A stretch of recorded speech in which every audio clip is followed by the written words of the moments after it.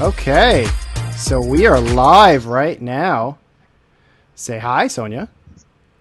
Hi, everybody. I wasn't sure if it worked like last week where we were had little highlights on both of us and we spoke at different times. So I was waiting to see if I had a green light. Yes. Welcome, everyone. I'm Sonia from Simply Events, and I'm here with David. David, introduce yourself. Hi, I'm David Alvarez with DCA Media Consulting. Thank you all for jumping on again. And, last week we had a lot of fun. We ran over an hour. We had that much fun. And so we wanted to do it again and see if we can help some more people and, field any questions that you have or anything like that. So feel free during the live video. We're going to talk about some topics, but if you have any questions or if you have something specific that you want us to cover, just go ahead and write us a comment and we'll get to your questions. Fantastico. So we had a simple breakdown of some main points. I made a post on the event page so everybody could know what we were covering. And they were basic couple questions from last time. And then we did a poll and a few people voted on going over what Google Business does for you. So that's going to be our first one that we're going to start with today. And it's super simple and it's free, and it can be free. And then we're going to go into Facebook ads. And just, helping to find your objective there. And then we're going to go into some video and even play on some questions about these animated posts. Does that count as video? I had somebody ask me that. I want to know that because I've been playing with them in Canva. You can make them up to 35 seconds. So does that qualify? So we're going to kick it right in with the Google Business and start there. What do you think, David? So Google My Business is such an easy and great tool that everybody should have. Just for one, it's free, right? It's completely free. Two, when people Google you, right, it's actually going to show up. So if you ever realize that you Google, let's say you're trying to get to a restaurant, right? Remember when we used to go to those? That was fun.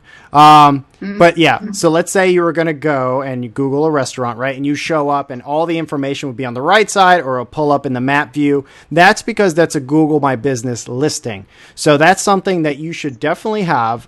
So the couple prerequisites that you're going to need is obviously you're going to need it has to list an address, it has to list a phone number and a website. That way it comes up on the map view. So if that's something that you can have, or you do have a business address that you can use, then you can use that and make it. It's really easy. You could just use a Gmail account if you have it. You just go to Google My Business and you make a new account and you put all your information in. And let me pull up that complete one, right? Think that's a good one to show up. Okay, so let's pull up the complete one. So this is where it shows the logo. Yep. So this is the complete Google My Business, right? So that's Simply Events, and you could see on the left side, they have your home, posts, info, insights, reviews, messaging, photos. So there's a lot of different things that are great in here. And some of the main things that you want to really focus on, of course, is post in here. So it's like posting to Facebook or Instagram, but it actually shows up on Google. So a lot of people don't really use that very often, and it's something that you could use to your advantage, because I've heard of some people really getting some good engagement and good views from people Googling maybe something going on or something relevant to your business, and your post is going to come up. Other things like obviously your info and everything like that is super important. And then the next two, there are insights and reviews, which insights will tell you, we'll kind of give you a little bit more of a breakdown there, but basically it's telling you how your search is coming up, where your people are searching from, where they're coming from. And then reviews are obviously one of the most important things, I think, at this point is you have to have reviews on there and let someone be able to review and answer the reviews. Right. Participate in your page. It's another platform, but basically this is your Google SEO that you're plugging in. The second example that you have there, Dave, is basically I looked up Simply Parties. So I knew Simply Parties didn't have a verified business page already. However, my SEO pulled it about 4 down on the Simply Events page. Yep. So I have it now. Yeah, I have it up. Your Simply Party. So you could see it's actually right down the middle of us, but you could see Simply Parties. Right. So you could see exactly how it came up and everything like that. I'm sorry, I didn't mean to interrupt, but I just want to make sure you knew I was Oh, pulling no. it up. Go ahead. No, so this was just a cool one, the way the example worked out. And it's just our excitement to kind of show you right firsthand the SEO Google work you can do. So I have Simply Parties plugged in on my Google business as well as on my Simply Events page. And then I don't have a verified Google business. So that's why you see it didn't pop up like the first example with the logo and pictures, because I have control of my Simply Events page. So the SEO is at work for Simply Events. And this is what's going to happen if you do not have a Google business. This is what is going to look like. You'll be in a search bar. Now, you could be the number one because your website has great SEO, but it shows the example of why you need to verify that Google page and activate it. So let me pull this one down. We actually have some questions, and I'm about to get really fancy right now. Hold on. Oh. So we have a question from Lori as we block Sonia's face. Let me make that smaller. Okay. So she's asking, what if you don't have a business address? So that is something that I feel like a lot of people run into an issue, because that's kind of a prerequisite for your Google My Business. So unfortunately, I think, and I'll take Sonia's opinion on this as well. The short answer is, if you work from home, it's going to be tough, because you may have to list your address unless you can get like a virtual address, because that's kind of one of the things, because it wants to pull it up on a map. What do you think? Have you run into that before, that maybe someone's asked you about that? So you have, and actually when I was looking up into all of this today, when you go into Google My Business, the actual page, don't end up on a landing page, because I did that on accident. This is a FAQ question, and there's 4 options. You hit FAQ, and it's going to go down and it says, what if I do not have an address? You still can have a Google page. Now, you probably have a PO box that you can direct it to, or I believe it surpasses it in a way, but it's on the FAQ. I just can't remember exactly what it said, but it's on there when you go to become a member for Google Business. Very cool. Yeah, I mean, that's just something you kind of have to work around. I know it's tough because, a lot of people do work from home and they may not have an actual physical address, but there are places that you can get like a virtual address, even if it's a matter of, you don't want to even field calls all the time. You can get a virtual office with a virtual like assistant, basically, to forward calls to you. So at least you don't have to get all these calls, and then you can have a virtual address. So there's some different things you can do out there. It just depends on what size business you are and what you're looking to accomplish, and if that Google My Business is going to fit into your business as well. Right. If you want SEO found on Google, then, you can take that step. And this is just a suggestion. I know for us, when we started posting on there and for our events, it was just a no-brainer. And then when we started event management, what's great is we have that insights, like that SEO insights example. Yeah, the search to find you. Was that the one? Mm-hmm. I'll pull that up right there. All right, that is on now. Yep, so there's the insights and all the queries that people have looked up. That tells me what people use to find us. And then I can start plugging unique ones that I haven't possibly thought of or used or even just want to try to my website. So it kind of allows you to play back and forth between the two. Of course, the ones that are used 70 something times in the last month are our mains, and then it goes down from there. It gets more interesting, I feel, on page 2, because those are the randos that how somebody found you that that I never would have thought of. So that, the little ones that you start to plug in, like chair rental, that's what pops up in table rental on page 2 for our rental company. Perfect. All right, let me pull that one down. So that's a good example, right, of just some of the easy data that you could get, right, aside from, like, let's say a Google Analytics or something like that, which can be kind of daunting at first. It gives you so much information. At least if you know how people are trying to find you, right, and find your business, or what kind of terms are related, then you can kind of work backwards of, working on your SEO, working on those keywords on your website. And it also kind of like parlays into when you do some advertising, even on Facebook, because then you start to understand oh wait, this kind of search is related to my business because that's what's coming up on there, and that's how they're finding me on Google. So it's a wealth of information that's definitely worth getting into and finding out as much as you can. I feel like most importantly with it is just complete the page. There's a lot of questions. There's a lot of additional services that you can add along into the Google business page. I was playing with mine today and even updating some things that we didn't have on there. There was a new option that asked about your business. So once you complete that, you then have control over the look by the post that you use. And then what's really cool is when people start to find you and use it, then they're able to tag you in photos. So on mine, you're able to see people who dropped photos in from events. I have some fun wiener dogs on there as people dropped in their dog, I guess. And then we have our photos as well. Now, photo views is what brought our page alive for us, for sure. And then when we started posting videos on there, it even brought us more exposure. Oh, yeah. That's my Google business. Yeah, and you know what? You actually touched on something that that's really important is like the photos on there. Just being able to upload your own photos on there. Because usually at a business they have like the company or the business's photos, and then if people go to your business, they have those photos as well. So it's just another nice way that if they search, you could put some of your best photos on there for whatever your business is or whatever you sell. And it's just another way to kind of interact and engage with someone while they're on Google and searching for you. They may never make it to your Facebook. They just say, oh, wow, look at this stuff on here. And I'm just going to go to their website and go from there. So it's a really, really good option. Yeah. Another platform you can control the look of and create SEO at the same time, which is super important. Yeah, absolutely. Cool. Absolutely. So the big one, because I know Google can go into, we talked about Google Analytics and then Google Ads, but everybody wanted to know and pick your brain about Facebook ads. Yep. So I'm going to just let David go because a lot of the information I know is from him and just leading into like even the question of what's your objective, even when I was going to say, what do you even talk about? And he's like, what's your objective? So let's go. Let's do it, David. Let's do it. And you know what? So really sidebar, we're using a new program that we're testing today.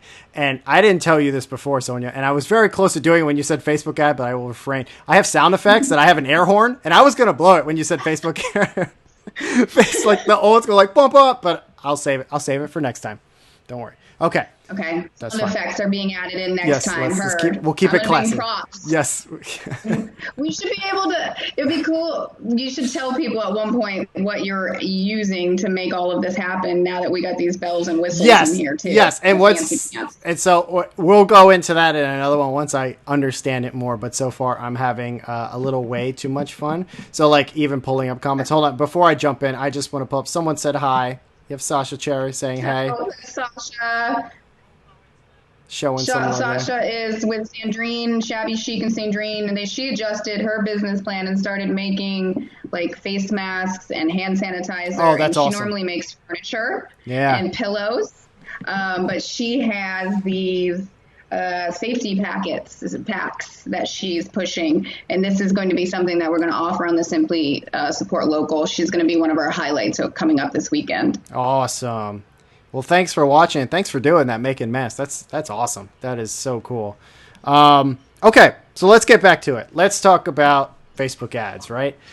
We touched on them a little bit last time, and we said, that you can either boost them, you could try and build some campaigns through still the regular Facebook platform using the ads manager through your business page, or you can just really try and go for gusto and go into the Facebook business platform, which is more robust, a little bit more complicated, but a lot of things can be done through there. So, but before we talk about any of that, we touched on it last time. We really kind of harped on like knowing your audience, right?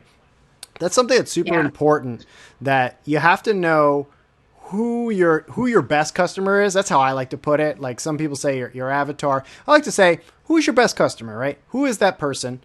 What do they look like? Are they a man? Are they a woman? Are they both? Are they a certain age? All that kind of information. You write that down and you figure out who that person is, because that's going to be the person that you're going to advertise to first, because they buy your stuff. Like that's the kind of person that buys it. So if you're going to start testing and spending money, you might as well you might as well start advertising to them. So this is ad number one. Mm-hmm. I'm going to count them off as you go through them because I feel like this is something important to learn as well. Okay. Ad number one. Okay. So you're. Oh, we gotta drop. Like, hi, Kitty. She came in early. We said it was going to happen. Get on the desk. That's okay. We said it was going to happen. It happened earlier than we expected. That's okay. So let's talk about the first campaign. And this is something that you can run through the Ads Manager in Facebook, which is the easiest thing that you can do is you can do a reach campaign. Basically, Facebook's going to ask, do you just want to reach as many people around you as possible? For a small local business, this is kind of like the easiest one to do, because we just want to get it out to as many people as possible. Now, you don't want to go into objectives where there's too many things, because if your audience isn't that big, we want to make sure that we're reaching as much as them as possible. So for small to even some medium businesses, I've had a lot of success just trying to get it out to a lot of people at first to see what works in our ad campaign, because none of us are magicians, right? We don't know what may work right off the bat. So what you're going to do is you're going to take some ads or some posts that you already have, whether they're kind of ones that have some great engagement already or ones that you're just posting out new, and run those against a reach and see which ones get better response, right? Now, you can measure that by comments and likes. You can measure that by, if you link it to your website, how many people go to your website. But that should give you a good barometer of which post is going to work best for people. Because even when I run ads in a complicated campaign, I still have to test a bunch of different ads and a bunch of different demographics, because if we're trying to spend money efficiently, which Facebook can do really well if you give them the proper audience, then we have to test it, because no one's going to know right off the bat, oh yeah, I'm going to make this ad, this copy, and this photo, it's going to work. You just don't know, because there could always be something that's better. So you want to test those.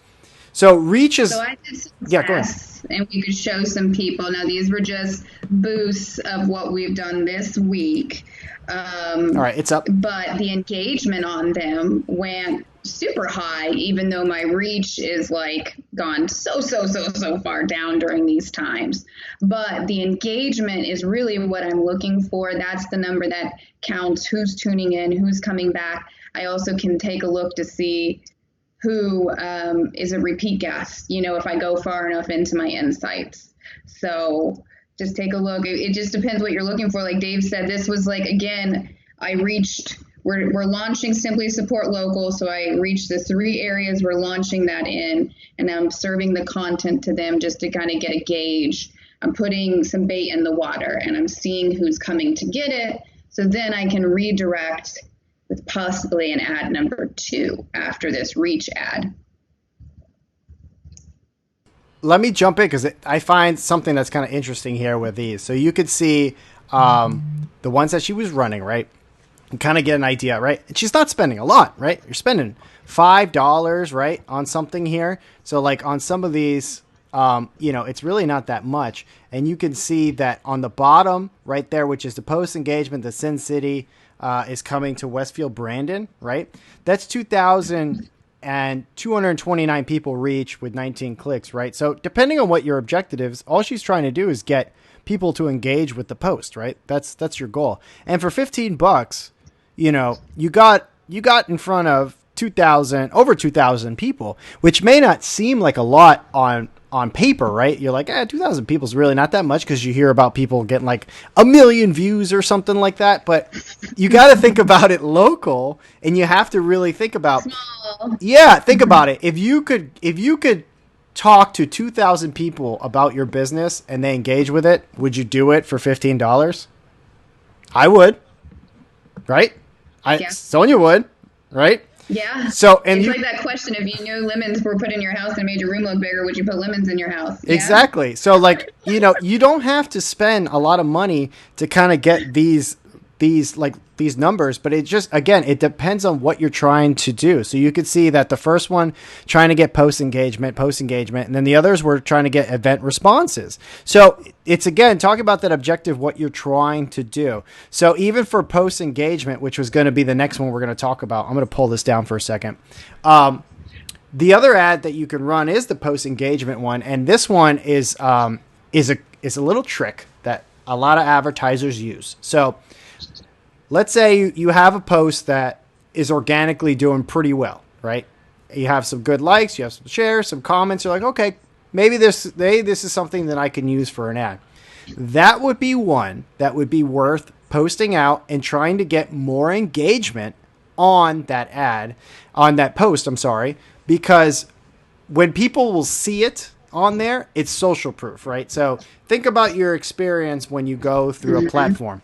If you see a post that has a lot of likes, a lot of comments, a lot of shares, you instinctually stop and you're like, whoa, I wanna check this out. Yeah. Why is this so good? Why are people looking? I don't want to miss out. Fear of missing out. FOMO, right? FOMO is real. So if you have something that already has some great engagement, you could put $5 behind it to get some more, right? To get some more engagement behind it, and then use that post again for a different ad for, let's say, trying to get people to your website, but it keeps all those likes and shares and comments, right? So people have been doing that for years since the Facebook platform has been around, because they know that social proof is really important, and it's such an easy way to do it. So they even if they're making a campaign at first from scratch, they'll make a campaign, right, with an ad and AdWords. Maybe they'll test some of the image, some of the copy. Let's say they get their winner. They'll do a engagement campaign to try and get as much shares and likes on comments on it. And then they can use that post again for another campaign with a different objective, whether that's trying to message your page or trying to get people to your website or click off to there. And they just perform better because now they have all these extra engagement on there. And Facebook loves engagement. They love engagement. They used to have it. They don't have it anymore. It's called something else, but it's the relevancy score. That's what it always used to be in the ad manager. Now it's called something else. Same idea. Facebook gives your ad a score. It's an internal score. And it's based off of how many times your ad is viewed, how many times it's interacted, how many times it's engaged with, and if people actually click on it, which I don't know too many people that actually do it, is click on the 3 dots on the top and say, I don't like this ad. It's not relevant to me. It takes all those scenarios into consideration, and it gives your ad a score. The higher your score is, right, the better it's going to perform, because Facebook's going to say, oh, this ad, people like this ad, right? And we want people to stay on Facebook. We don't want them to leave Facebook, and we need to make money with ads. So we want ads that people are going to actually relate to, that's something that's relevant to them, and that they're going to engage with.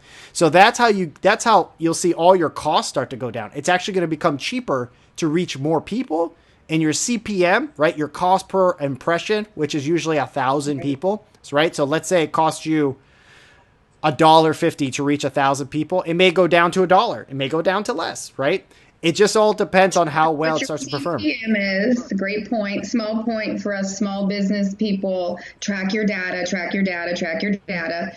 CPM impressions on your ads you should be tracking if you want to make a change, as well as your click cost you can find. And that's a different kind of ad, but track it. That's the only way you're making progress. Like our click per whatever used to be 50 cents. And now I want it to be in the 20 cents, and I want it to be lower than that if possible. But that's me personally.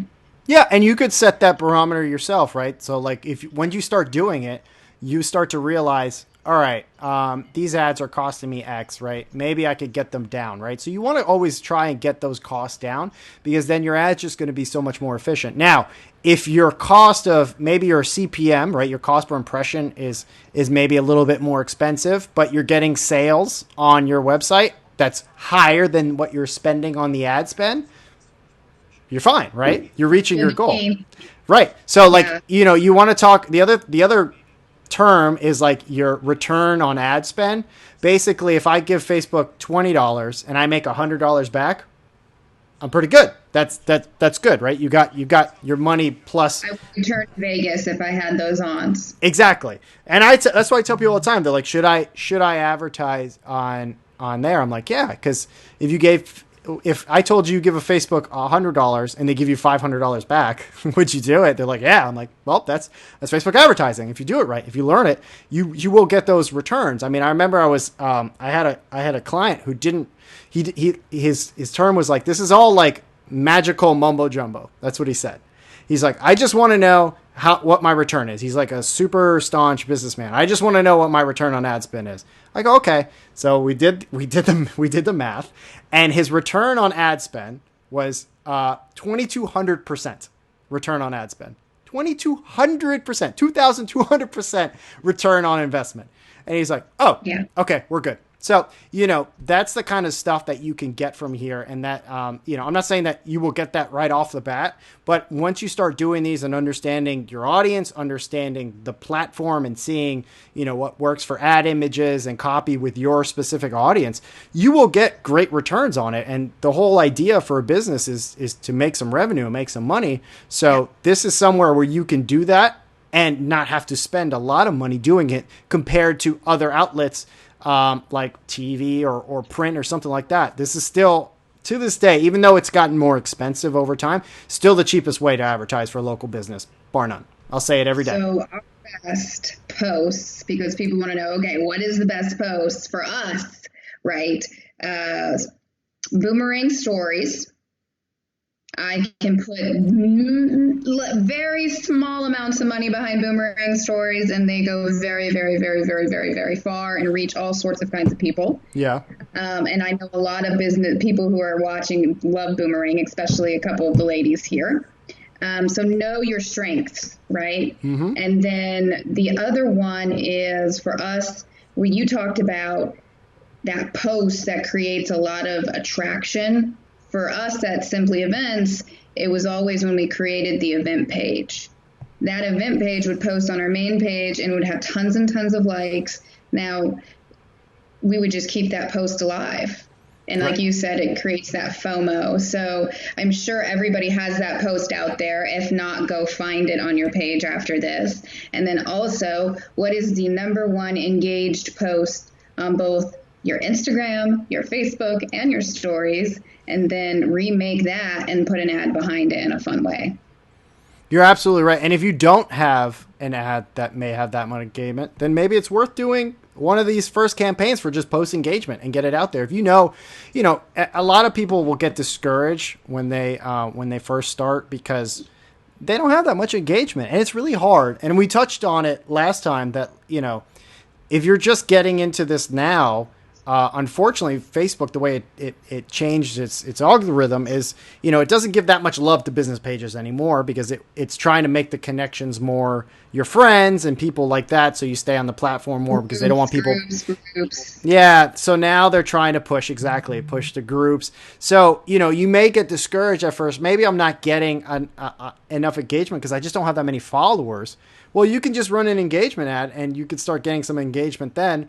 And the good thing is, even if you're running an engagement ad, you can start getting followers from it because if people really like it, they will go to your page and like it. So it's always great just to get your stuff out there as much as possible. And Facebook is pay to play. So, but you don't have to pay that much. Admission is still low, even today.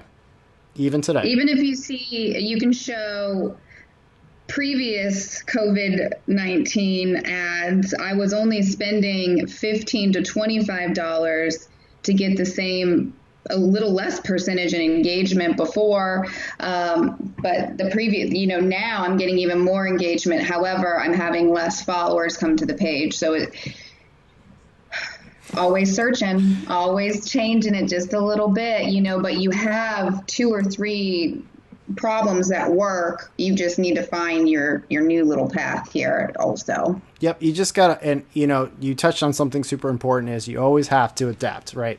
I mean, especially like the times now, right? This is like super adapt level, but think about where you are right now, even with your life. Aside from your business, just think about your life. Think about how quickly everyone adapted.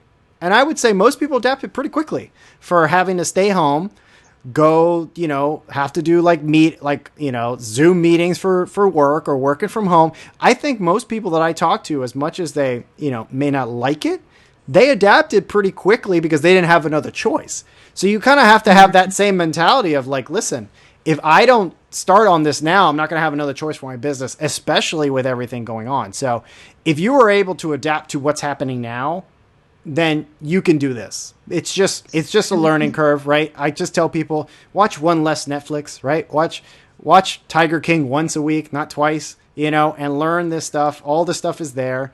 As your cat, I just cannot stop staring at that cat. I'm just waiting for her to like jump. It's a her, right? Yes. She's being super patient. I don't know. It's the quiet before the storm, possibly. I'm so impressed because if I had my dogs in here, it would be chaos. But number one, so to wrangle it in, fine objective.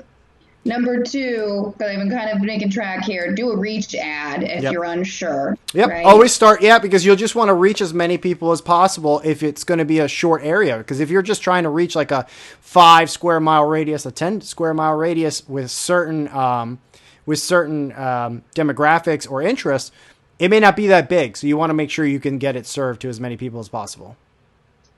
And then two, so you get some internal page traffic, a boost of some sort of your most popular post. You can either use that or even consider, definitely use that. And then how can we remake that? Exactly. Exactly. And that's going to be your engagement ad, right? So we're trying to get as many people, to engage with that so we can create that social proof, right? So keep that in mind, social proof. And when you start scrolling through like Facebook, Instagram, any platform that you're on, really start to understand human behavior and look at what people interact with, because you can start to get ideas for your own posts. Think about stuff that you like, right? Why do you like this post? What made you click on that little button, right? Think about that, and then you can start to realize you'll maybe see a trend, especially if it's if you realize people are kind of in your space or there's someone that can buy your product. You could see what they're reacting to already and then adapt your strategy to that. So super important when you're on there now, because even when I go on Facebook, it's hardly for leisure. I always end up just like analyzing. It's kind of ruined it for me, but sure. But it's super important because then you'll know, exactly what people like and what they're trying to do. Oh, hold on. Great question. Are you looking at Abel's question? What up, Abel? Yeah, I'm going to pull it up. Yeah, I'm going to pull it up here. There we go. All right, you are on the screen. So, hey guys, great info with a lack of Facebook love. What's your suggestion for pulling your business branding into your personal account? For example, should I be sharing the biz page to personal, repost same vid on personal addition to biz page? I'm not completely against people sharing their stuff on their personal. I think it could get to the category of like, that's all you do, and then people are just not going to want to follow you. So it has to be a healthy balance. As I went through a Facebook lull and I got tired of it on my personal, and then I just sharing a bunch of business stuff and it wasn't doing as well. And I really had to get authentic again, dial it back, figure out even what my objective is for my personal page. Yeah. But I always share from the page to my personal because I want them to feel the warm and fuzzies of whatever message I'm sending, especially if I took a lot of time and made a video. And that's exactly right. Especially if it's something you're really passionate about, you feel like there's a lot of work. It's worth it because your friends, your core friends and followers will engage with it. And it also, I tell people sometimes it's good to have like a friendly reminder about what you do, right? Like sometimes people like forget what you do. I get that all the time, that people don't realize, oh, you do that, because they saw that I just shared something that I did. I was really like happy with maybe a project and I put it on my business page and then I shared it out. So it helps to be a friendly reminder. So I think, Abel, it's like that healthy balance of sharing some of your good stuff and then make sure it's your personal. You just don't want to go too much in one direction, right? You don't want to necessarily post nothing from your business because that is a part of you. That's your job and your career is a big part of being a human and your experience and being part of society. So there's nothing wrong with sharing something you're proud of for your business. But then there's the other side of like all you post is your business stuff through your personal one, because now you're just trying to trick the system. But again, if people aren't engaging with your posts even on your personal page, not everyone's going to see it, and you'll start to see a dive anyway. So it's a fine line, but it's definitely worth it to try and share the both, because you have people that are friends that, hey, just ask them, hey, do you mind liking my page? They'll do it. But absolutely. If they're not, then they're not your friend anymore. Get rid of them. No, I'm joking. But. Like mine were texting. They're like, what are you doing? You know that video thing you said you're going to watch? Yes. That's what I'm about ready to start. I'll talk to you in a little bit. That's what I'm going to do. I have been dragging my friends to events for 6 years. So, they're seasoned. Yeah. So they know the deal. And I'm going to pull up. So Lori actually had kind of the same question here. She said, how much personal stuff should we share on Facebook?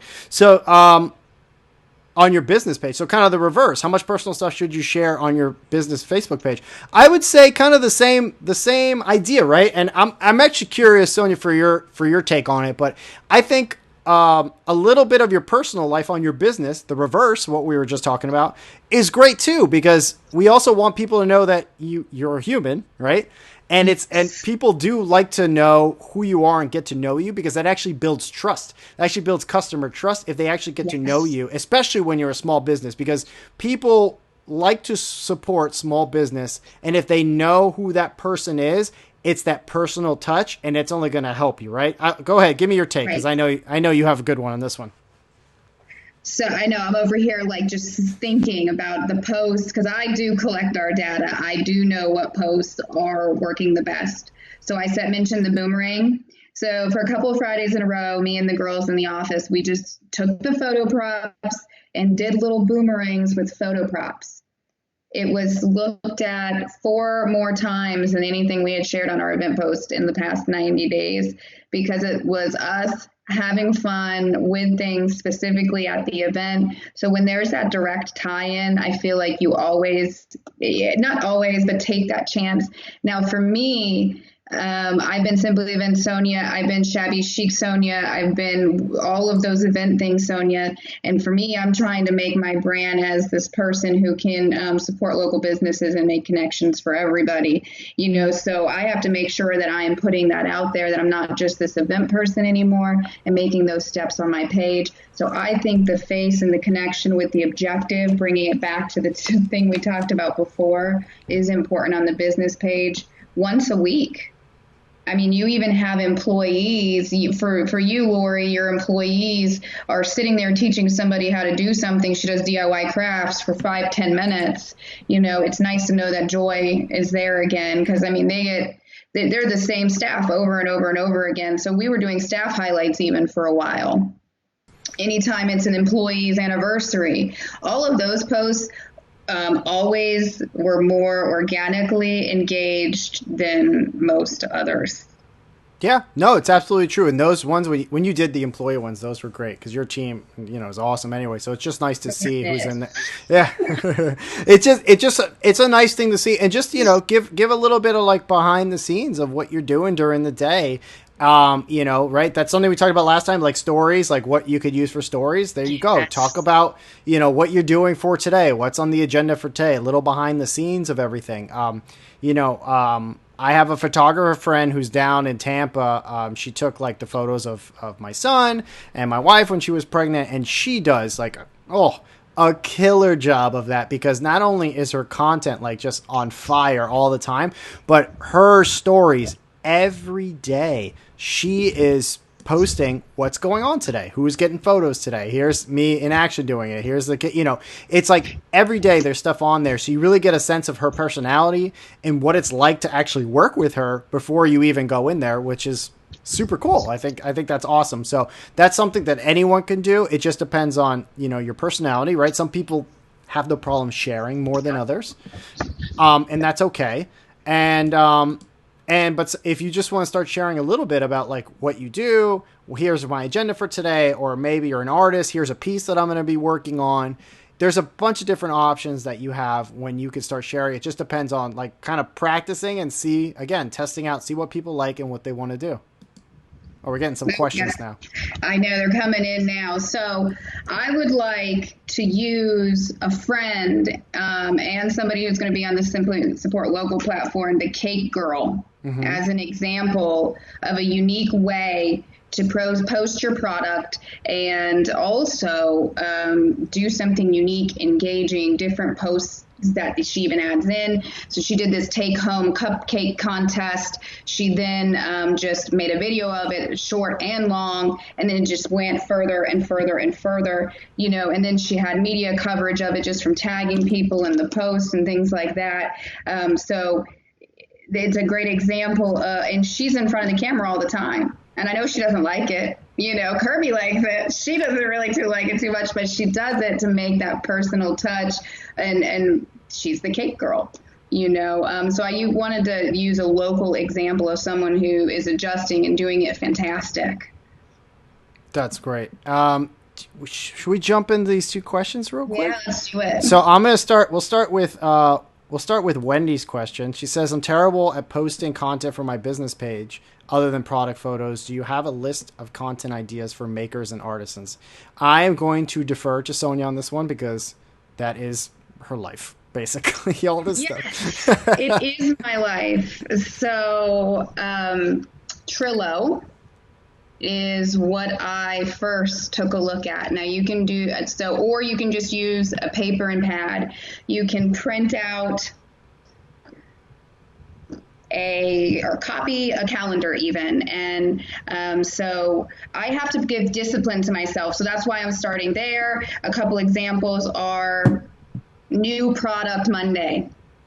On Mondays, I'm going to cover new product that I expose, that I'm putting out there. And on Wednesday, I'm going to find something funny that may have happened, or I'm going to make myself do a little boomerang. I know you do the signs. You guys can make fun little boomerangs with all of the angles and the strings on the signs, I believe. Making a personal touch to your face, even to yourself, just holding one of the signs that you're super proud of. I was just recently on a lot of your pages to see if anybody had adjusted from last week, making stories or doing different kind of content. And I saw that you did a heart with the nurse symbol, I believe, in the inside of it. That's perfect. That's something that could sell really well because people are just, nurses are saving all of our lives, and doctors, of course. So you could take that and really amplify it, and why you made that into a highlight on that product. Why did you start your company? Where's your bio? What's your 3 main points that you want to cover on your page? Okay, so this is popular. Product photos are popular, right? Mm-hmm. What's the second thing that I can cover that's popular? Your bio, why the company started, and continue exposing that into your stories especially. And then find your third from going from there, because 3 is going to get directed from 1 and 2, I feel. Sometimes I go a little too far, but that's what I believe is just really sit back, taking a look of what you currently have that works, and then showing yourself and your work in a passionate way. Absolutely. And just to cap that off, I want to bring this one up too, because this is great. So Lori says that I got the most engagement off of posts about some weird thing on my foot. I think people like to support people they like. My people are weird. I got something for her. What's that? Because it's the only picture of her they've seen on her Facebook page in the last God knows how long. So they're going to take a picture of your foot, Lori. They're so excited to see a piece of you. And you got weird. We got another one here too. Lori was the one who said she doesn't want to get in front of the camera, but I do believe, because she's just such a passionate person, if you took that step and put yourself out there, that people would engage with you, because your message, your product is so fun. But sometimes, the badass bobbles and things in the star, I don't always get that. I don't know, but here's a piece of Lori. Here's her foot. Maybe next week she's going to show us her hand. But I'm making jokes, but those hands make all of those amazing baubles. It's true. Very true. Yeah. So. Very true. If you have any, what do you think? If you have any battle scars from making them, that could be an interesting post as well. So Oh, sure, because yeah. she hammers them all. She hand metals them in. So I'm not really sure what it's called. So I'll stop trying to butcher that. But No, but I mean, your point is right, right? So basically, if that's what people like and they like, to get to know you, I mean, it's proven, right? People like to know, especially a small business, they want to know the person behind it. That's just natural, and that's why people support local businesses because they know there's a person behind it that they can actually know. So that's something that's super cool. It's super important.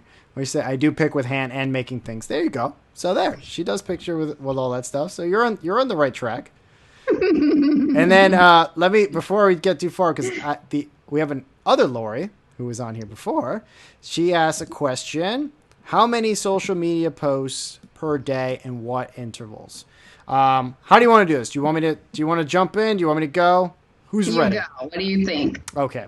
So I tell people it depends, right? So it all depends on your audience and what and how they react, and you're not going to know that until you start posting maybe more. Now, if you have been posting for a while, you can actually go into your business data insights, and you can see when people like your content, right? They tells you when they're most active, what day, what time. That is your first place that you're going to want to start because maybe let's say for me, I get the most engagement on a Wednesday from 1 to 2 p.m. But for Sonia, she gets the most engagement on a Thursday from 7 to 8 p.m.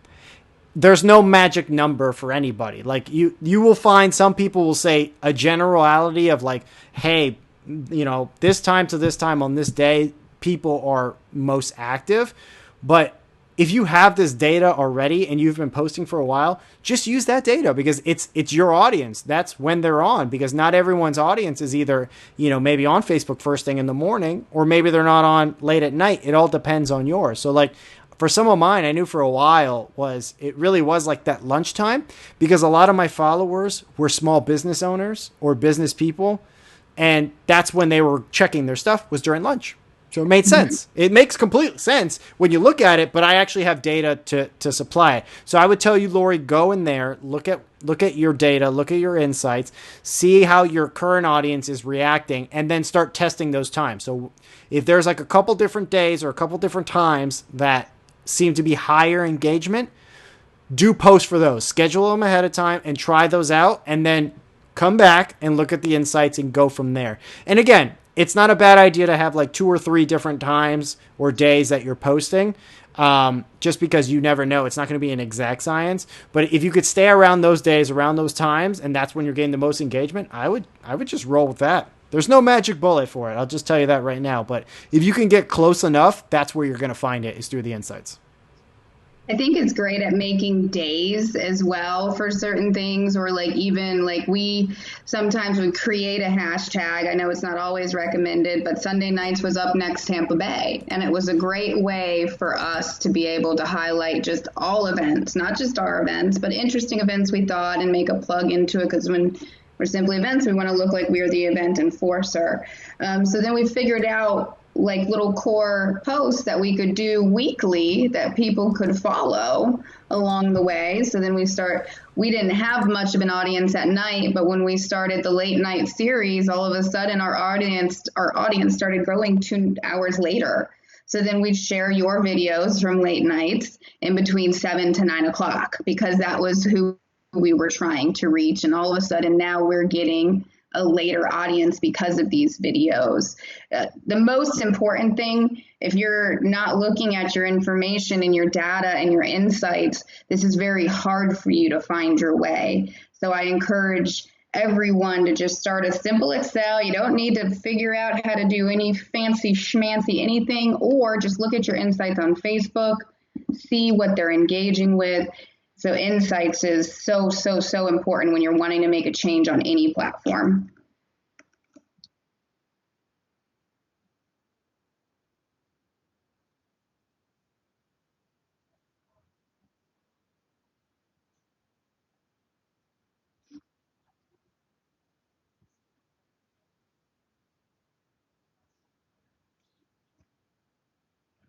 What's interesting is the ladies who have the questions here, like they have brands, they have followers, they have people who are going to show up and support them. What would be some advice you could give to them of something they could try during this time, something different?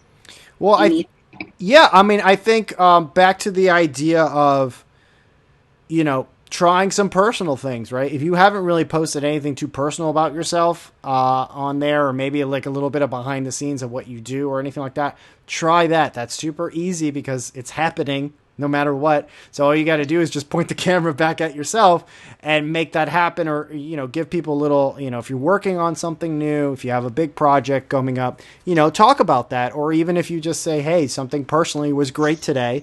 Maybe you reached a personal goal. Maybe, hey, I've been, now we're stuck in the house. I started running again and I can now reach, 3 miles.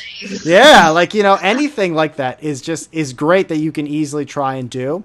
The next thing is if you want to maybe stretch your legs and try maybe some of the stuff that we talked about last time. Maybe you want to dive into Canva a little bit, start making some graphics, maybe upping the production value of your stuff, right? Like that could be something you can get into. I can't even tell you guys. I think I'm going to take a screenshot of the data when we started running stories like 8 months ago. I don't know. Remember when we had that like meeting and had come to Jesus with the employees? Like, we are doing stories. Yep. Everybody just suck it up. This is a thing that's happening. But our reach and engagement into our pages and our discovery that lead in, I just have to drop it in there, but it made a significant difference. I do know our weekly reach went up into the 38,000 range, without trying, just from adding stories. Yeah. And such a small thing to do, just add stories. Like that was it. And that I remember kind of that time because that's when they were really pushing stories. Right. Mm-hmm. So you want to keep on the trends of what Facebook and Instagram, what they want people to do. So, right. If they want people to do stories because they're going to make sure a lot of people see it because they want people to use that feature. Even when it first started, like Facebook stories, there really wasn't that much on there, but then it started to take up a little bit. But you just want to be on and it's really just a matter of just creating that content kind of once and then putting it in different places. So it's not even that much extra work because people are like, I got to do a story, I got to do a post, I got to do an ad, I got to do all this stuff. Like, well, you could actually just create like 1 or 2 pieces of content and then just kind of do it for all of them. Share it. Yeah. And see what works before committing all the way there. Yeah. So then I want to bring up our third topic, because we talked about Facebook a lot, is video, and we got about 6 minutes or so left. A lot of people just asked what length of video on Instagram and what length of video on Facebook.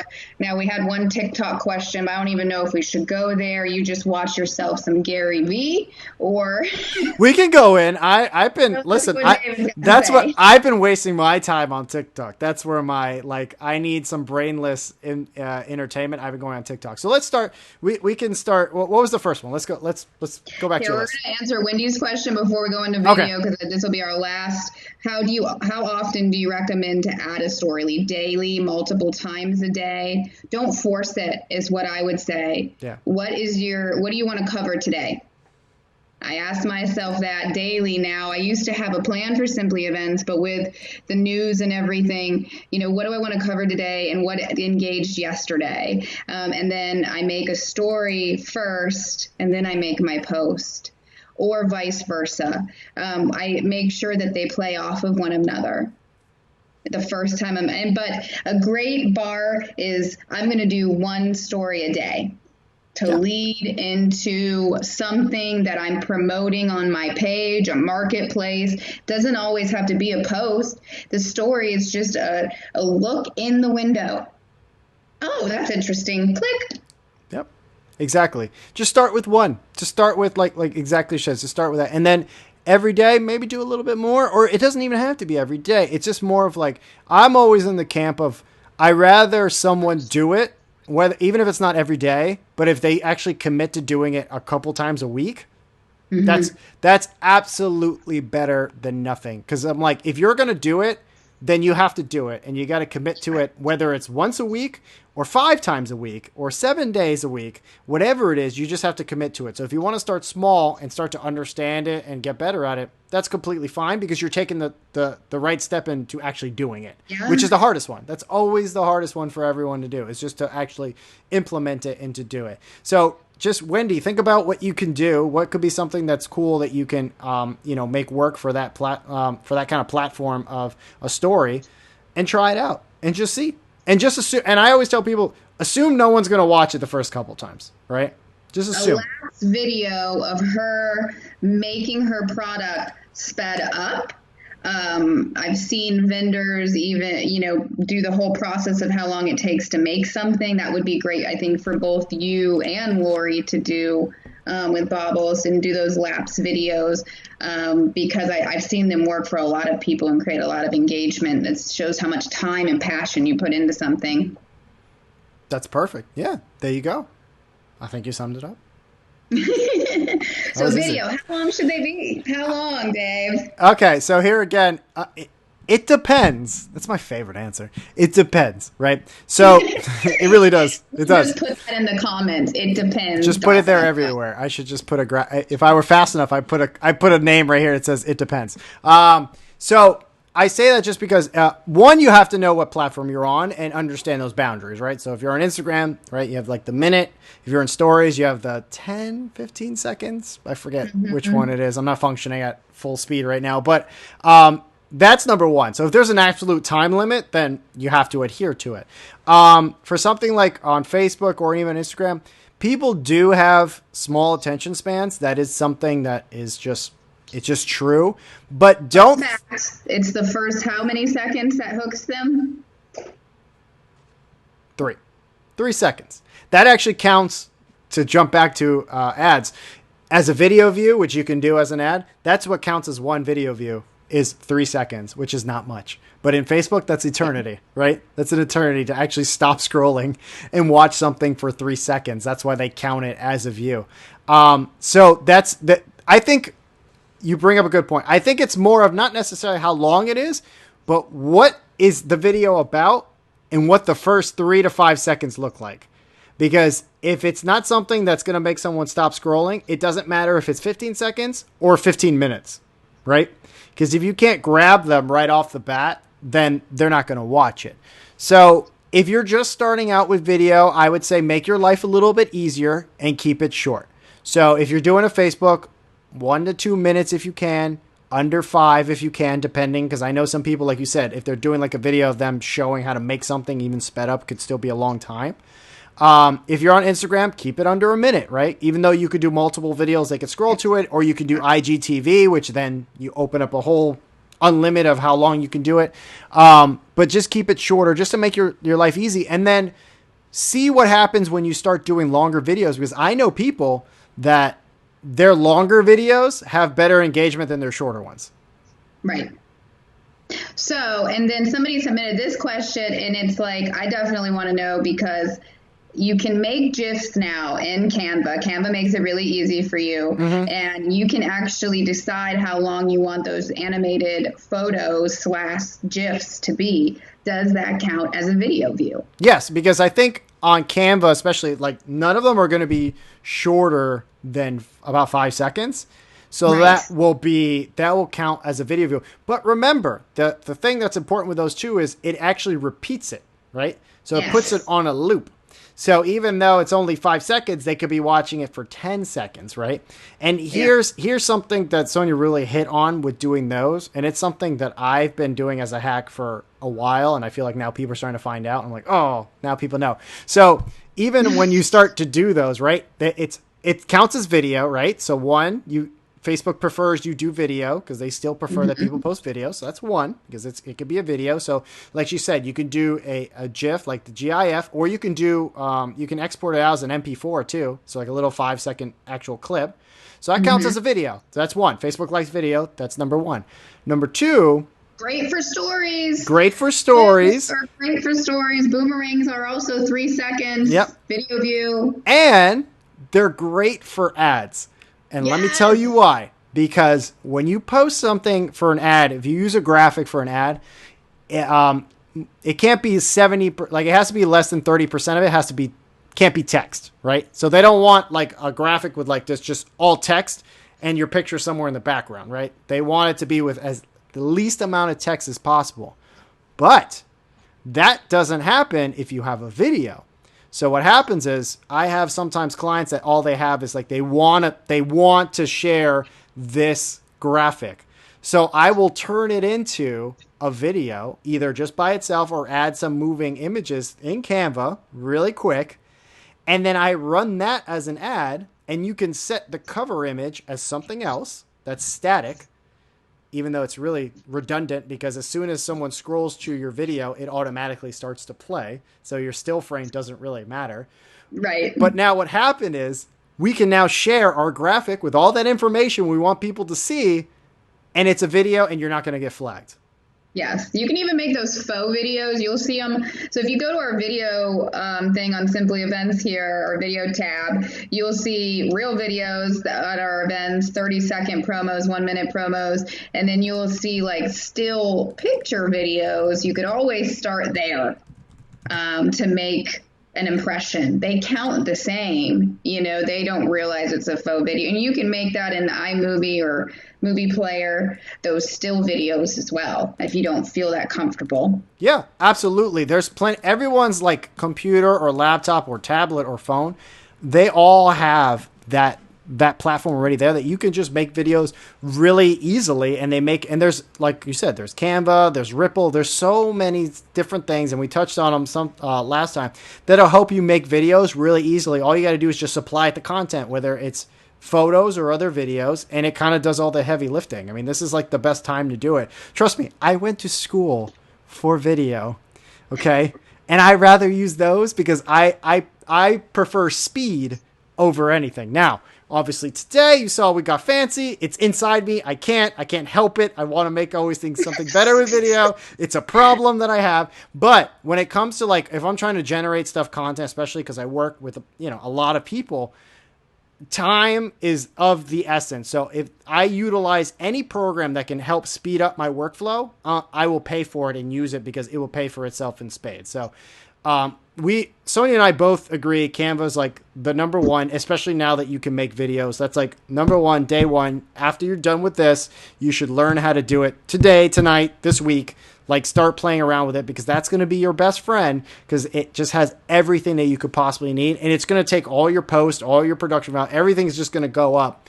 And you don't have to be a graphic designer or feel like I know how to design something because it will help you with that as well because you could just base it off a template that's there. I'm telling you, it's so great. Everyone needs to use it. Absolutely. So we've talked about Canva. We talked about Trello. Trello is like a project manager like platform. It can help you create a schedule. It's very, very visual. So if you're a visual person, it's great to create your schedule and your projects on. Other than that, we already talked about using platforms that you guys use here, which, of course, are Facebook and the Google Business. I don't think we talked about any other platforms today. Mm-mm. Oh, well, if you wanted to, because I know someone mentioned, I could jump into TikTok really quick because I really feel like I'm starting to understand it, even though I'm like an old man on there compared to the rest of the ages. But, TikTok for business is something that's super interesting in the sense that it's a great platform for younger audiences. And that's where they're really going. But you'll notice there's actually a lot of millennial on there, right? So from like 25 to about like 35 are actually on there as well. And the creativity that is coming out of that platform, one, is outstanding. And two, the engagement that you can get literally overnight if you do something kind of creative is crazy. Like there are people that they did one video and maybe had like 20 followers on TikTok and they made a video that kind of took off. And they got 3,000 the next morning. So that is a place where you can gain a lot of followers somewhere quick. They're finding singers on TikTok, people that are actually playing on the radio right now today were found on TikTok from radio executives. I've heard this happen like 5-6 times. I'm like, are you kidding me? So that exactly happened, right? and I feel like I can't do it now. I plug in my phone and just open it up and share it. But there was I feel like Badass Bobbles and Things Lori would have so much fun on TikTok. You probably would. It's a fun. Together. It's really fun. It's a really fun platform. But to Sonia's point, there's this one. Basically, what happens is, let's say you post a video out, right, and there's a certain audio or something that you do. People uses them, like, can reuse it, right? So this kid made a song during his quarantine called "Bored at Home," right? And he's a rap. Have you seen this? You've seen it? Okay, because everyone's doing it. Everyone's doing it. So this kid just literally, he's like hitting his fist, snapping, making a beat, and rapping about how he's bored in the house, right? It's bored in the house, bored. That is that's the hook. Eventually, it started taking off. So what happens is people took that audio, and TikTok makes it really easy. You could take that audio and then make your own version of it. So then everyone started making their own version. Like, you see celebrities making their own versions of Bored at Home. And then I'm listening to Spotify yesterday, and I go through always like the new releases of like what's based off of me. And here comes a song from Tyga featuring that kid. And they made a Bored in the House official rap song with Tyga, an actual rap, like a legit rapper. And the kid is on it. He's rapping on the song. They made it during this like quarantine. Crazy. I spelled it wrong. Lori said, how do you spell it? The other Lori, and I spelled it wrong, but then Lori corrected me, so I appreciate you, Lori. It's okay. You're close enough. Listen, we don't need to have the spelling. All you got to know is that you got to be on there. That's basically it. No, wait a minute. No, you were right, Sonia. You're right. That's how you spell it. Oh, okay. Okay, cool. I was the 2 Ks. Yes, it's 2 Ks. Yes. Okay. But it's definitely worth looking at it. Tune into Gary Vee on the TikToks, because like he's the one who's really opened my brain towards it. He just hammers it in there, the importance, and like you saying that example right there is just another reason why we all should probably consider it and take a look at it. Yeah, I mean the biggest influencer on TikTok is like I think she's like 13, 14, maybe 15. She's young. She's super young. And all she would do is just do like choreograph like dances. That's all she did. And people would just love them, and then they try to do those dances. And so she has, I think it's like 30 million, 40 million followers on there. She's 15 years old, 16, maybe tops. It's crazy. And she has her own, she has deals, she has sponsored deals. I mean, like, obviously as a business, it's probably not going to happen, right?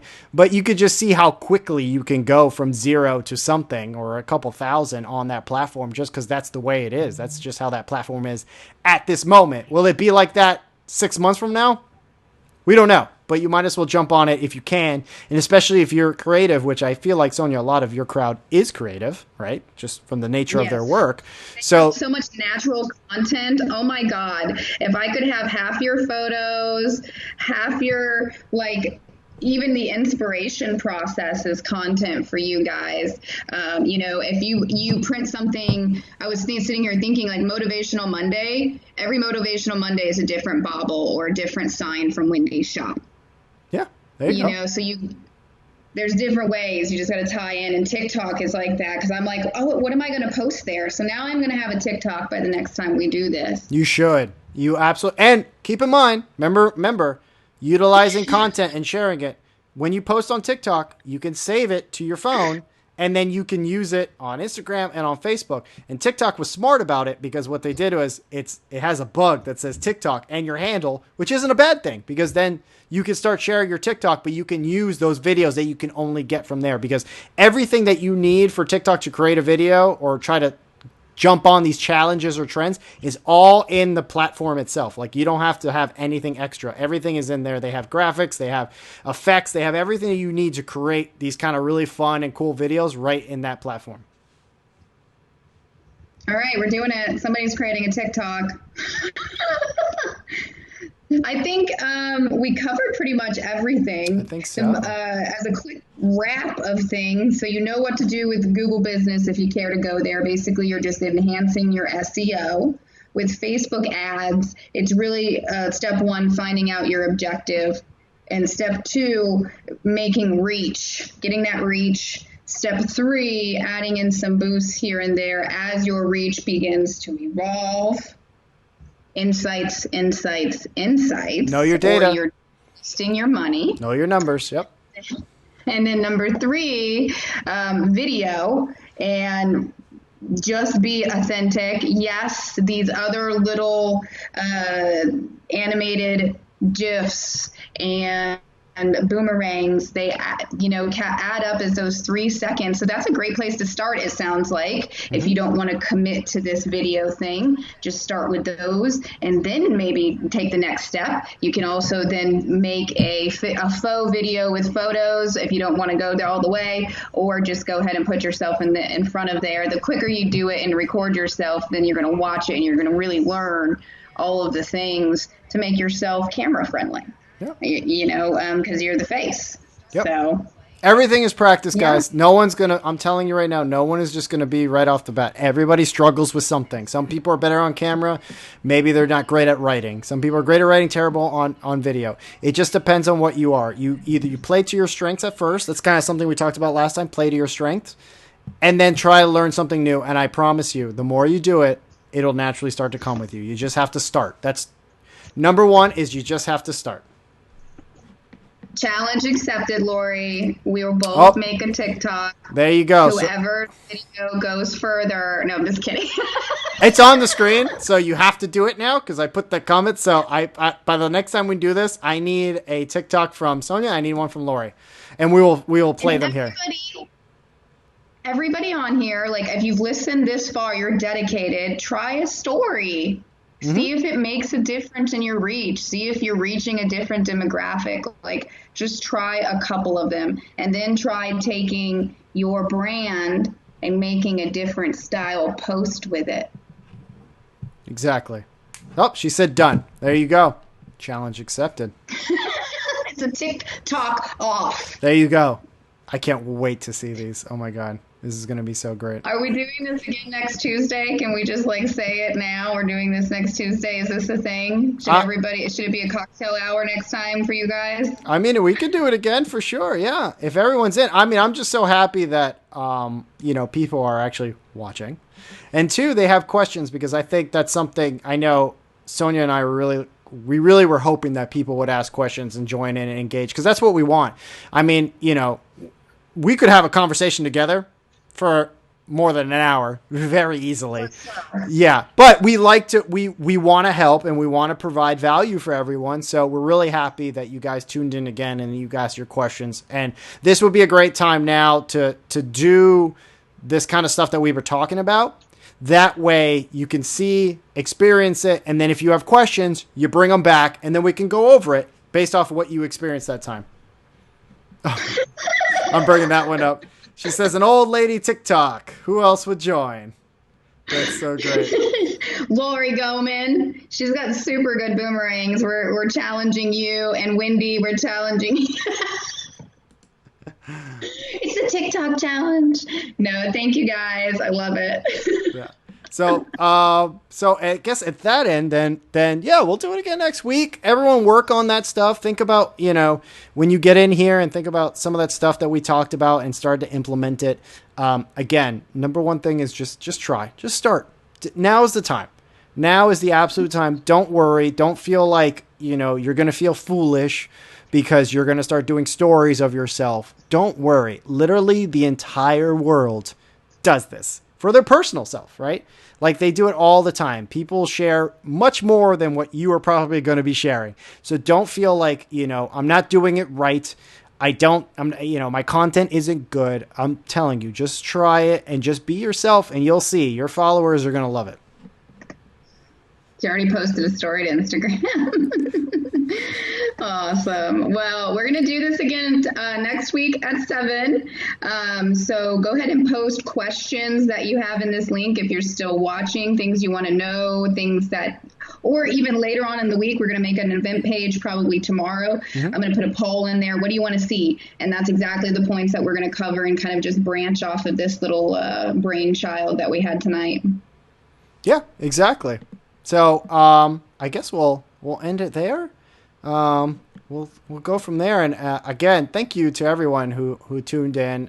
We really look forward to doing this again with everyone. And bring your questions next time. We're gonna keep bringing you as much information as we can. And I personally had a lot of fun, I must say. This is like the most interaction I've had. That's why we just keep talking, because we're like, well, are you sure you guys want to go anywhere? Do we just want to talk now? I just want to keep using this. I didn't even get to put our titles up, and I feel like I missed that. But I can't do it now because it's going to go over your face. But hold on, I'm going to do it anyway. Here we go. Oh, there. Oh, yeah, there it is. Oh, we'll bring it down.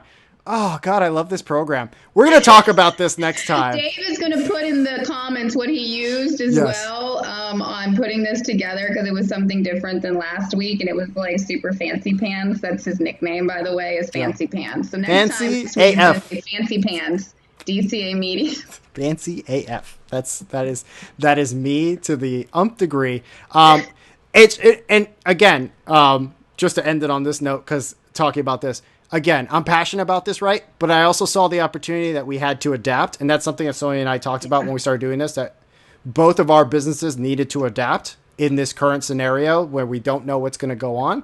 So I dove right in and spent a couple hours trying to figure out what was the best. Last week we did Zoom, right? Because that's what everyone was using. And then I said, I personally like a little bit more control. I like a little bit more production. So I put in some personal time, right? Outside of work. And I looked into it and I found this, and now we're testing it out, and I'm going to try keep it better and better. So just keep that in mind for your own business when you're starting this. Find that thing that you're passionate about. I'm telling you, you will once you figure it out and you start using it, you're going to become super committed to it. Whether it's doing stories or old lady TikToks, whatever it is, that will be the thing that's going to help you the most. Whatever, that's going to be trending next week if we all Old start lady TikToks? hashtagging in old lady TikToks. You should. I expect to see one like by tomorrow morning. I don't know, but it's going to happen. There's a lot of cat videos on TikTok too. I'm definitely going to bring some more about stories next week and examples for you guys for sure, because I think that can change a lot for all of you who aren't currently committing to that. So, and it was like a really long process for me to take that commit. It's been a fight. So. All right, perfect. Well, I guess we'll end it. I have a child to go tend to. I think he's asleep. I'm not sure. We'll find out.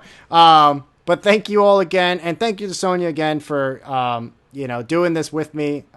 This was kind of her little like brainchild that she said, "Hey, you want to do this?" And I was like, "Absolutely." So I look forward to keeping this going, and we have some exciting stuff in the works. I know Sonia touched on it last time, but as we get closer and closer to it, we'll let you all know. We're super pumped about it. I know I'm really pumped about getting that going. So we'll hopefully share that with you all soon. Yeah. Awesome. Thank you, guys. All right. Thanks, guys. Have a good night. See you next Tuesday.